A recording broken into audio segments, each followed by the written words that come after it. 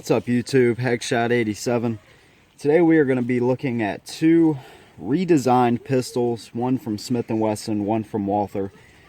We recently did the Walther PPS M2 review and asked you guys if you would like to see a comparison with the PPS M2 versus the Performance Center Shield, and a bunch of you guys said that you would like to see it. So here we are. We're going to look at these two redesigned pistols. We're going to talk about a lot in this video like we always do. Features of the guns, the new features, specs. We're going to do some shooting, how they carry, pros and cons at the end. So stick around. Hopefully this will help you if you're looking to buy either one of these guns, or maybe you have one of the two, maybe you have the one you want, and this will just be entertaining for you, hopefully. So let's go ahead and pull them out of the box real quick. I'll show you what you get.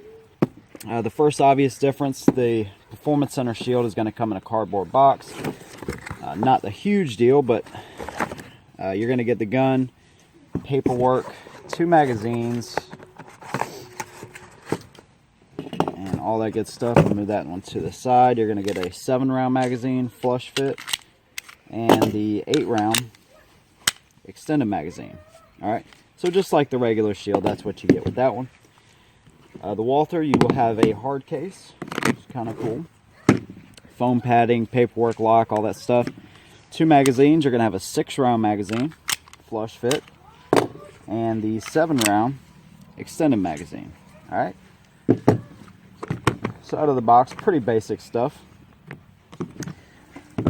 The Shield has pretty much owned the market since coming out in 2012. And earlier or later last year, they released this Performance Center Shield. Alright, so let's go ahead and talk about the features of the Performance Center Shield. You're going to have high-vis front and rear sights. They're fiber optic. You have a lightning cuts here in the barrel, or in the slide, and a ported barrel. And then also an upgraded trigger. They upgraded the sear. The plunger looks a little bit different, and all that good stuff. Otherwise, it is a regular Shield. They only offer it with the safety right now. Starting at the front here, of course, you do not have a spot for a light or a laser. It is beveled slightly here in the front. Rounded off trigger guard. Not really undercut. A little bit of an undercut right there. Standard magazine release, which is actually pretty nice. I like the magazine release on this on the Shields. The stippling on the grip, you have these little bumps. Always recommend Talon grips with these. I've used Talon grips in the past. I plan on getting them for this one for sure. You can see your high-vis fiber optic sights, of course, during the day. Anytime you get any kind of light on them, they show up pretty nice. No ambi features on the gun whatsoever. You cannot reverse the magazine release. And of course, your slide stop is not on that side as well. So it is just mainly set up for right-handed shooters. You also have a loaded viewport, just like the regular Shield, so you can see your brass right down there in the chamber. Your rear sight, by the way, is adjustable for windage in there. So there you go. The Shield, pretty much the features are pretty much all the same besides those things we talked about. Not really a redesign. Basically an addition of features to the Shield they already had, really. This is a redesign. If you guys have seen the original PPS, we have reviewed it. This looks completely different. Notice up here, no spot for a rail. That's something they did away with. Rounded off trigger guard. Notice your undercut here in the frame as opposed to the flatness right there on the Shield. So that allows you to get your fingers really high up, and really it really promotes confidence whenever you're holding a pistol. So that's something I like. They're famous PPQ style squigglies on the grip, which really do a nice job of keeping your hand on the gun while you're firing. Overall, the slide serrations, you do have them in the front and the rear now. Your rear sight is adjustable there. They are the same sights as the original PPQ, or I'm sorry, PPS. You do have your striker indicator in the rear there, so you can see it protrude when you pull the trigger, disappears when you drop the striker. No ambidextrous features on this pistol either. You cannot reverse the slide or the magazine release, and the slide stop is not on this side as well. And also you have a loaded viewport, so you can see your brass down in the chamber. So as far as looks go, they're good looking guns, especially for a smaller gun. They both are very, very good looking guns. And of course you do have your standard magazine button release on this as opposed to your paddles. So that's something that I definitely like to see. Both guns are going to come with 2 mags, but the PPS actually has an option for a 3rd mag. They also have an 8-round mag available. So that is an option. Of course you have the metal sights and a Tenifer coated slide and barrel on your shield. Of course on this one you have the high vis sights with the stainless steel slide and barrel. So a little bit different there. Let's go ahead and talk about the specs really quick. Don't want to bore you guys with this stuff too much. 3.1 inch barrel, 19.2 ounces unloaded with the magazine, 0.95 inches wide, under an inch. The height is going to be 4.6 inches with the flush fit magazine, and the trigger is around 6.5 pounds. We'll show the trigger after the shooting part of the review. On your PPS, it's a 3.1 inch barrel, 21.1 ounces unloaded, an inch wide. So there you go. You can see not much of a difference at all. The PPS is 4.4 inches high with the flush fit 6-round magazine. And then you're going to have 4.9 inches with the 7-round and 5.3 inches with the 8-round. And then you have a Tenifer coated slide and barrel with the PPS. So a little bit different material. 6.1 pound trigger. Now just lining these guns up, let me show you real quick. At the back of the slide there, you'll notice that the PPS is a little bit longer, not by much. Notice the width.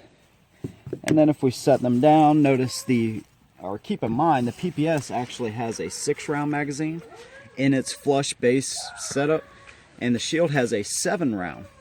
So you pick your poison there. The shield is not that much taller, but you do have a little bit of a difference there. And then if we put in the extended 7-round for the PPS and the extended 8-round for the shield is just a hair taller, but not much difference there at all, really. So you can see the footprint of the guns is really, really similar. Now one thing to keep in mind, if you have a bunch of magazines for the older PPS or from the original PPS, they will not work in the new one. All the magazines, holsters, and everything are going to be proprietary to this gun. Besides your sights. Your sights should still work from the original to this one.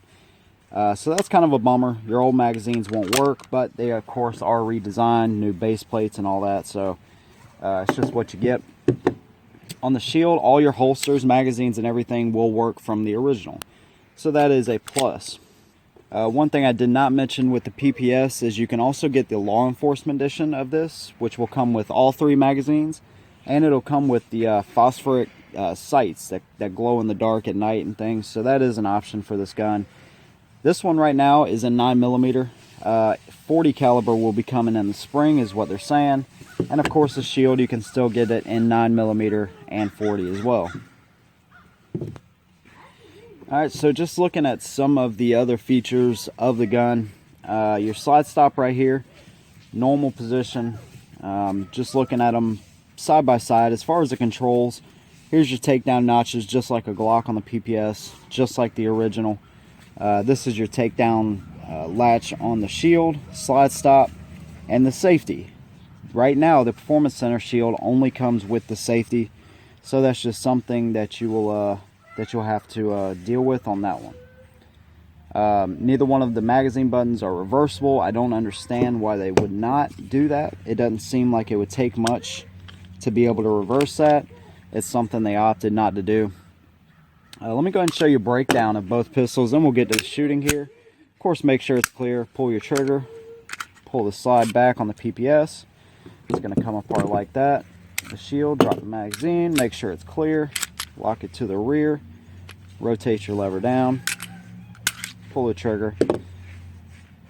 Internally, they are very similar. Here is your guide rods. Notice how much beefier the PPS one is right here. PPS is polymer, and the shield is stainless steel. Both of them are dual captive, but notice how much beefier the PPS is. It's kind of interesting. Both of them have a 3.1 inch barrel, so there's not going to be much difference with that at all. There you go. PPS, shield.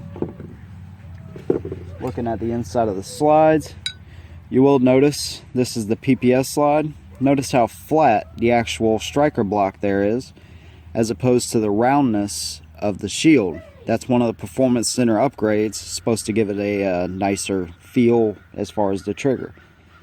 Otherwise, pretty similar. That's where the length is coming in, by the way, too. You have a longer slide on the PPS. And looking at the internals, notice your points of contact on the shield. You have 4 little rails there. On the PPS, you have your rails here, here, and then you have a long one all the way on this side. Now, one thing I'll go ahead and say is the PPS is much easier to rack the slide back and manipulate. On the original PPS, it was not like that. And notice that that's a little bit tight getting in. But it was not like that on the original PPS. And man, that thing was stiff, so stiff.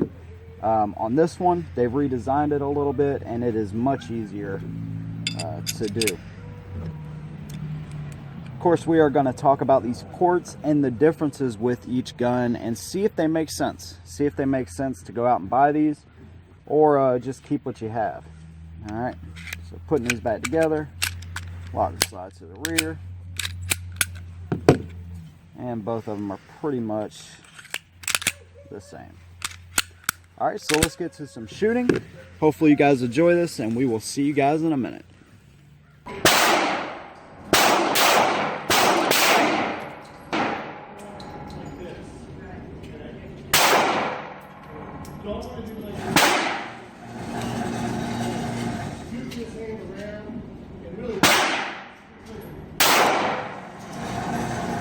Nice. If I was going to hold on the gun, I would go 40%, 60%.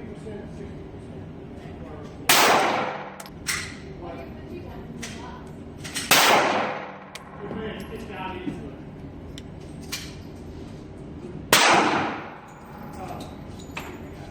Put your hand here.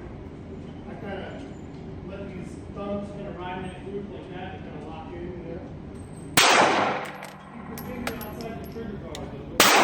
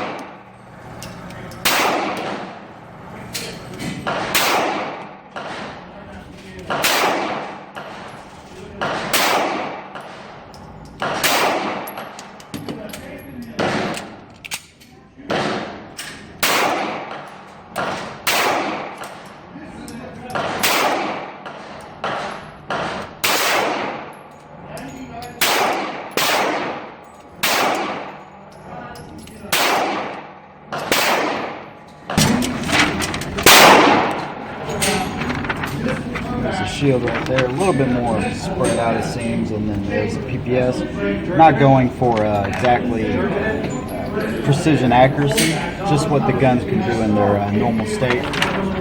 Either one of them is a pretty nice option for a concealed carry for sure. If you can do that with a concealed carry gun that small, you're doing pretty good.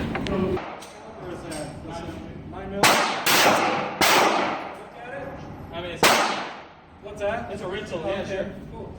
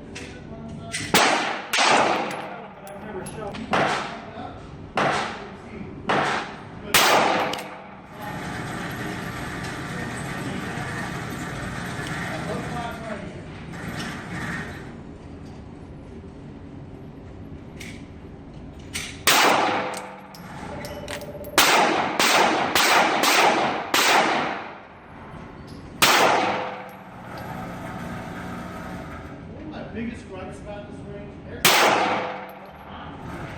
Put them all right there in that target. Oh, nice.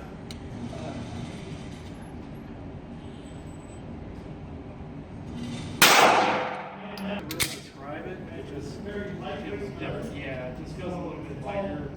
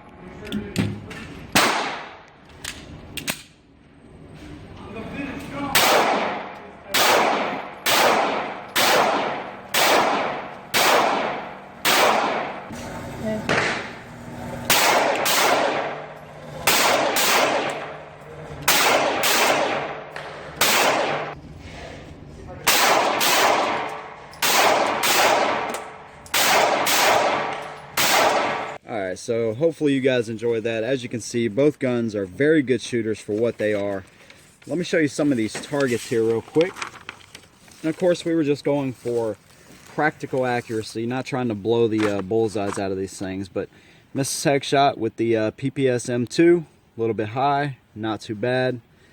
With the shield, you know, missed a headshot. She's just great with the shield. So that's one gun that she just loves. And then down here, the PPS for me on the left and the shield on the right. They're both just really good shooters. I mean, they really do shoot like bigger guns.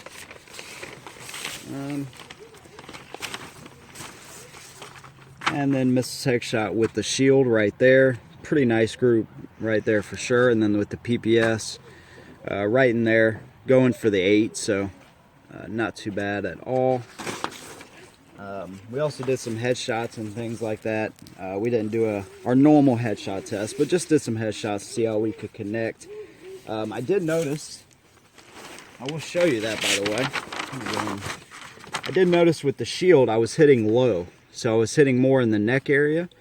So that's just something to keep in mind. I was aiming right here and I kept hitting right there. It could have been me, of course, but and then with the PPS, I was hitting pretty much where I wanted to go. So just something to keep in mind. This was of course we shot all over this, so Mrs. Headshot picked out a place to go. This was with the PPS, so that was pretty good. Pretty good. So there you go. Both guns are great as far as what they are and how they shoot, and that's one thing I love about single stack 9mm. You get a gun that is easy to carry still, but a gun that is a good shooter, and something that if you want to take it to the range and shoot 300 rounds, you're not going to have a single issue. They're kind of fun to shoot and master. Let me show you the trigger on the PPS. Of course, you do have a little dingus on the trigger, okay? It looks like the PPQ, but it is not a PPQ trigger. It is not as light, which is a good thing for a carry gun, I think. So you have a little bit of take up here. Notice your striker indicator right there. You hit a very clean and defined wall. And then a nice crisp break. I mean, this trigger is very nice. There's your reset. One more time, let it all the way out. Bring it to a wall. Break. And reset. They did an excellent job with this. It is different than the original PPS, in my opinion. Amazing job on that. Now, of course, Smith & Wesson improved their trigger as well. So let me show you. Of course, you have this hinge trigger design.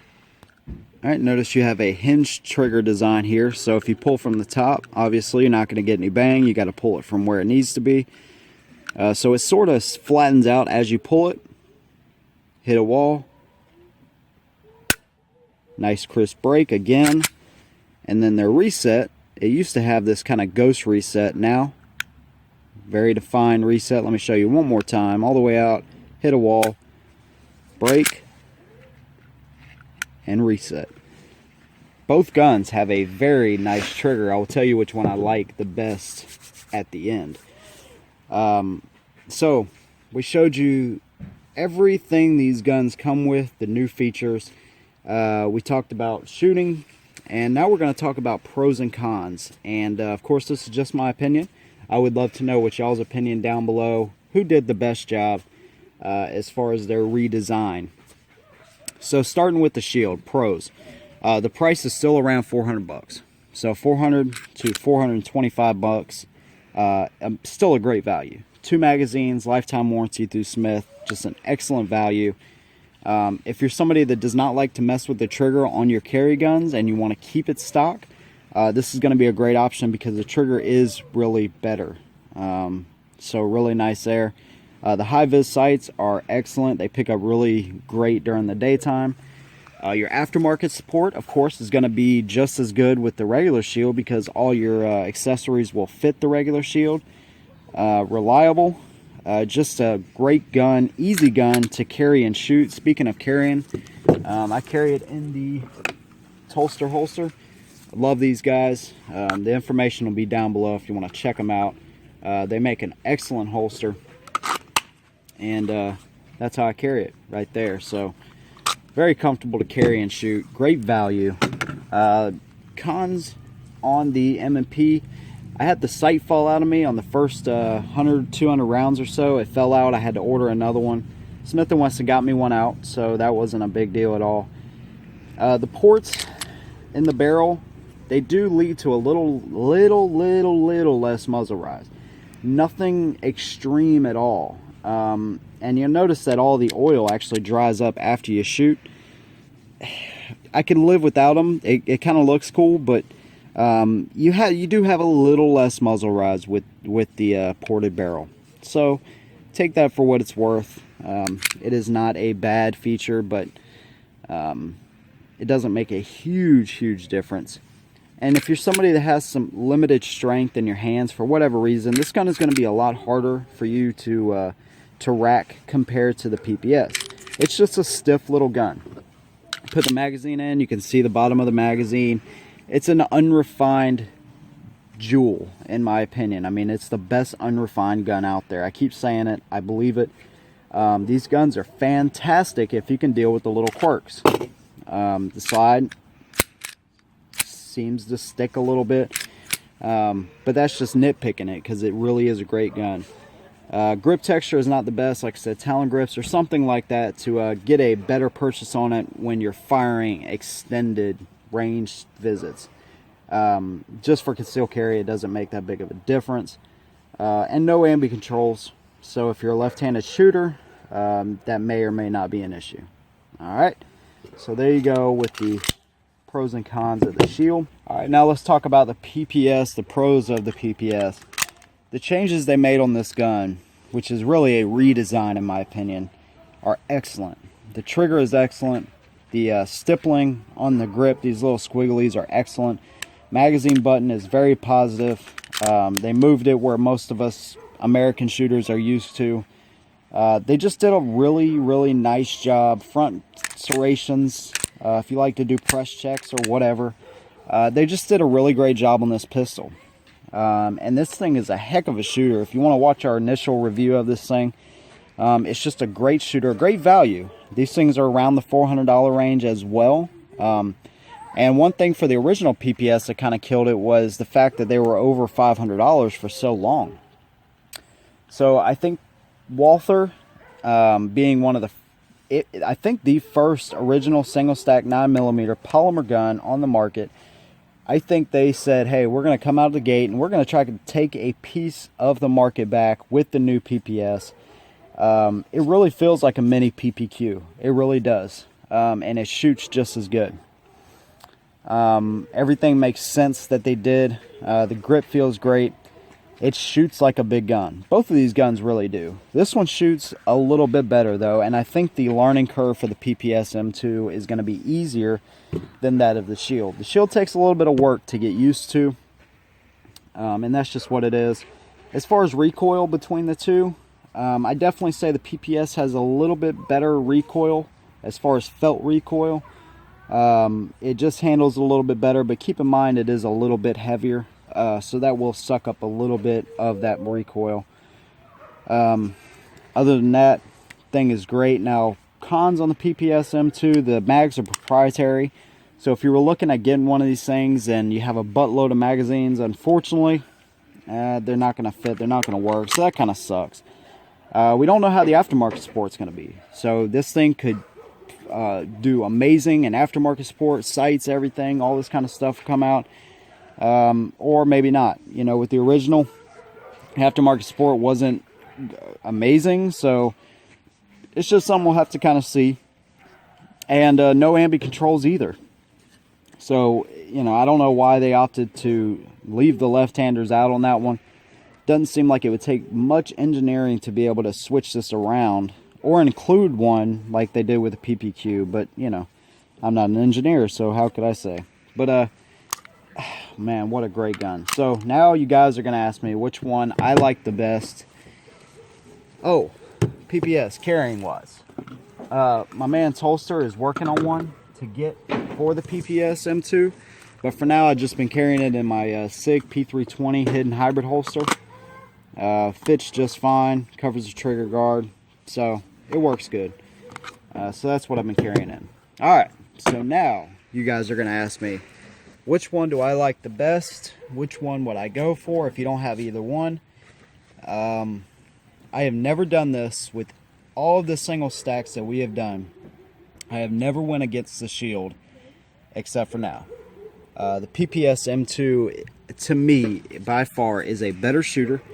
It is a easier gun to learn how to shoot, and just a better gun in general, in my opinion. And most of that comes from the way it shoots. It's just an easy gun to pick up, boom, boom, boom, shoot it, and be on target. The slide is super easy to rack. Whatever they did, whatever kind of change they made there is working. They just did an excellent job. The gun feels great. Of course, the 6-round mag, they didn't update the magazines. That kind of sucks. But the gun just feels excellent. It shoots excellent. They did an amazing job on this gun, and I think it is a better shooting gun than the M&P Shield. Definitely a winner, definitely a keeper in our collection. I absolutely love it. With that being said, if you pick up a Shield tomorrow, these things they're a proven design, they are a great gun, and don't let anything I say negate the fact that these things are excellent. I love them. I will not be getting rid of this one or the original. Mrs. Heckshot loves the Shield. I think she even likes it better than the PPS. She shoots it better. So take this for what it's worth. Hopefully this will help you out in maybe your buying decision. I think both guns do an excellent job for what they are, and they really have hit the mark on both of these guns really well. So let me know what you guys think about the redesigns, new versions of the PPS and the Performance Center Shield. Thank you guys for watching. We will see you in the next one, and as always, hold them down.